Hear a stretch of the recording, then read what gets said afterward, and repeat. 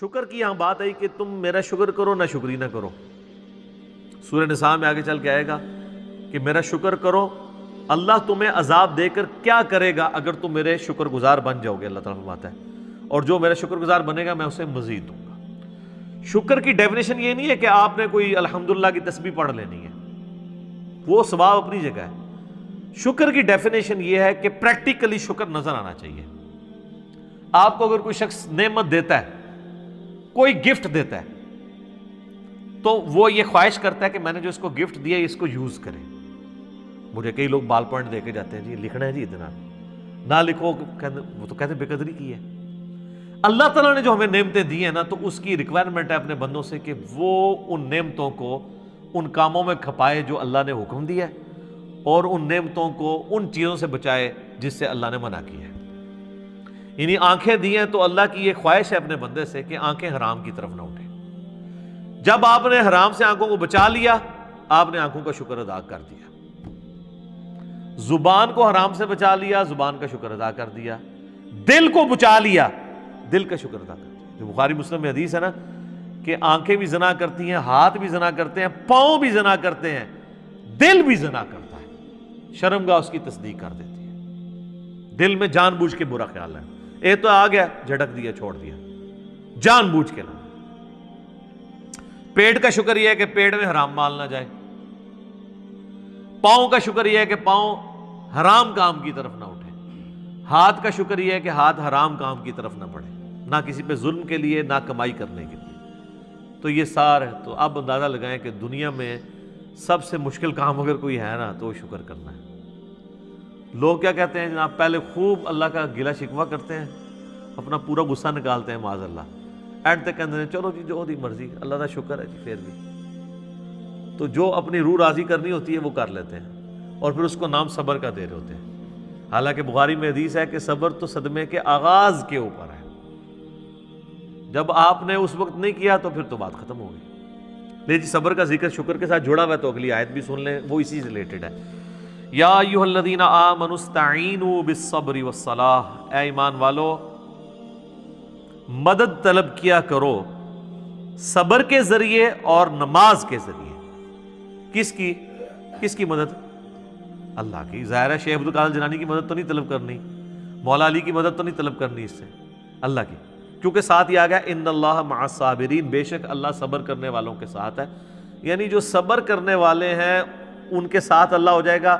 جب وہ صبر کے ذریعے اللہ کو پکاریں گے اللہ ان کی مدد فرما دے گا. سمپل چیز ہے.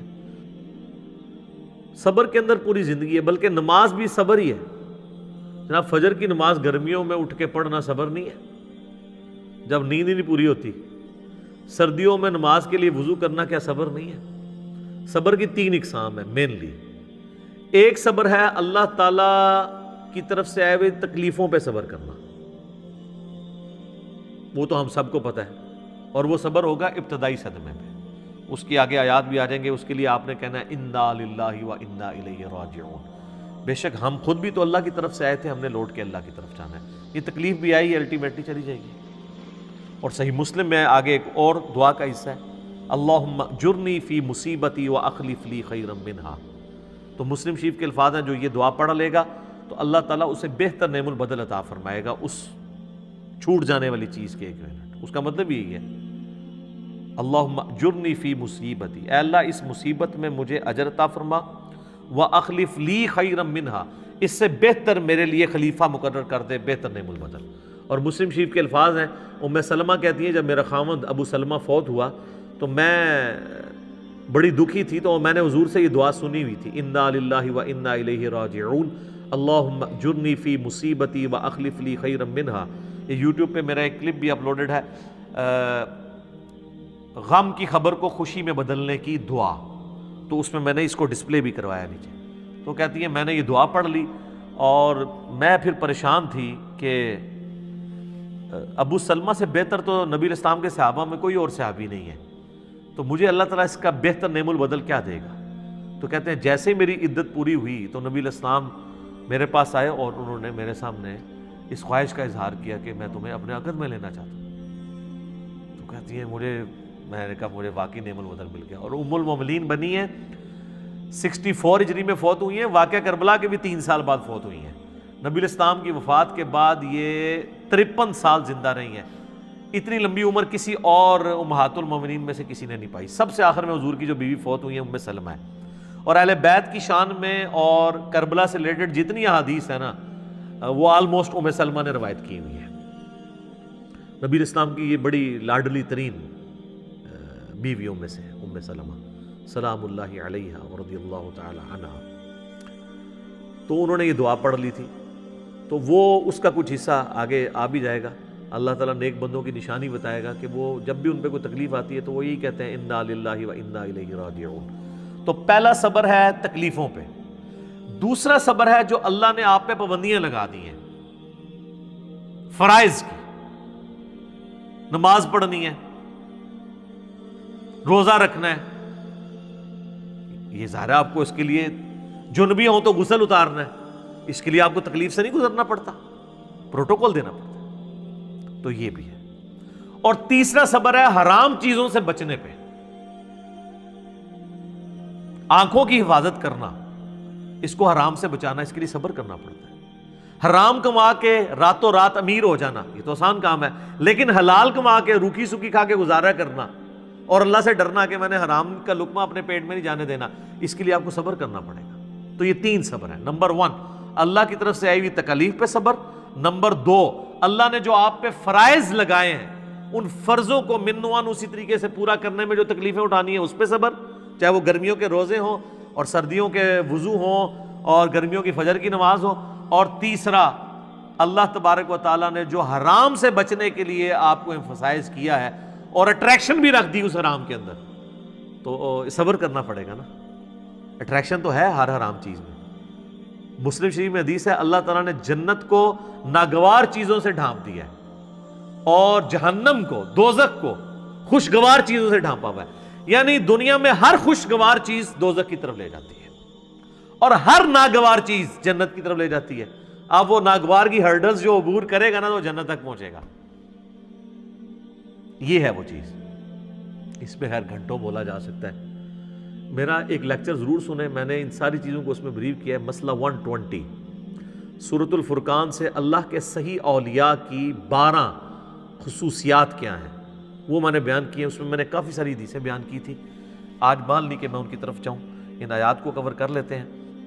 وَلَنَبْلُوَنَّكُمْ بِشَيْءٍ مِّنَ الْخَوْفِ وَالْجُوعِ، اور ہم ضرور آزمائیں گے تمہیں تھوڑے سے خوف سے، تھوڑی سی بھوک سے، وَنَقْصٍ مِّنَ الْأَمْوَالِ، اور تمہارے مال میں نقصان کے ذریعے، وَالْأَنفُسِ وَالثَّمَرَاتِ، اور تمہاری جانوں میں نقصان کے ذریعے، اور تمہارے پھلوں میں جو تمہارے پاس ایسٹس ہیں یا تمہاری کھیتی ہے کوئی بھی چیز۔ وَبَشِّرِ الصَّابِرِينَ، اور پھر بشارت ہوگی جو صبر کر لیں گے، یعنی اللہ نے یہ کنفرم کر دیا ہے کہ آزمائے بغیر میں نے کو نہیں چھوڑنا۔ اب یہ ایک آیت اس بات کی متقاضی ہے کہ میں 1 گھنٹہ صرف اس آیت کے اوپر بولوں کہ اللہ تبارک و تعالیٰ نے انسان کو ضرور آزمانا ہے۔ بہرحال چونکہ میں نے یہ پچھلے دنوں جو کرونا سے ریلیٹڈ بھی ویڈیو ریکارڈ کروائی ہے اس میں میں نے اس آیت کو کور کیا، اور اس کے کانٹیکسٹ میں سورہ الحدید کی آیت نمبر 22 اور 23 میں اللہ تعالیٰ نے فرمایا کہ زمین و آسمان میں کوئی مصیبت ہم نازل کریں یا تمہاری جانوں میں تو ہم نے اس سے پہلے ہی روئے محفوظ میں اسے لکھ لیا ہے، تاکہ جو تمہیں تکلیف پہنچے تم اس کے اوپر غم نہ کرو، اور جو تمہیں اللہ کی طرف سے اچھائی ملے اس کے اوپر شیخی نہ بگاڑو، اللہ کو شیخی بگاڑنے والے پسند نہیں ہیں۔ تو یہ ہمارا ٹیسٹ ہے، سورۃ الانبیاء میں ہے کہ ہم اچھے اور برے حالات کے ذریعے تمہیں آزماتے رہیں گے، لیکن ہمارے لیے یہ ہے کہ صبر کرنا ہے۔ مبشر الصابرین، بشارت ہے صبر والوں کے لیے۔ الذین اذا اصابتہم مصیبہ، وہ لوگ ایسے ہیں کہ جب انہیں کوئی مصیبت پہنچتی ہے، قالوا انا للہ وانا الیہ راجعون، ان کا یہ ایٹیچیوڈ ہوتا ہے کہ یار ہم بھی تو اللہ کی طرف سے آئے تھے، ہم نے بھی مر کے اللہ کے پاس جانا ہے، ہم نے خود ہی مر جانا ہے، تو یہ جو تکلیف ہمارے پاس آئی تھی زیادہ سے زیادہ ہمیں موت ہی دے سکتی ہے نا، تکلیف بھی اللہ کے پاس چلی جائے گی تو ہم نے بھی تو ایک نہ ایک دن اللہ کے پاس چلے ہی جانا ہے۔ کتنی زبردست دعا ہے کہ موت ہر چیز کا اینڈ کر دے۔ وہ جب جادوگروں کو فرعون نے کہا نا میں تمہیں سولی لٹکا دوں گا، مخالف سمت کے ہاتھ پاؤں کٹوا دوں گا، تو قرآن میں آتا ہے انہوں نے کہا تھا کہ تو جو کچھ کرے گا اس دنیا کی زندگی میں کر سکتا ہے نا، آخرت جا کے تو نہیں برباد سے کر سکتا نا ہماری، زیادہ مار دے گا نا تو مرنا تم نے ویسے بھی ہے۔ کیا تیری بات مان لیں تو پھر نہیں مریں گے؟ مرنا تو ہے ہی۔ اولئک علیہم صلوات من ربہم، اللہ اکبر۔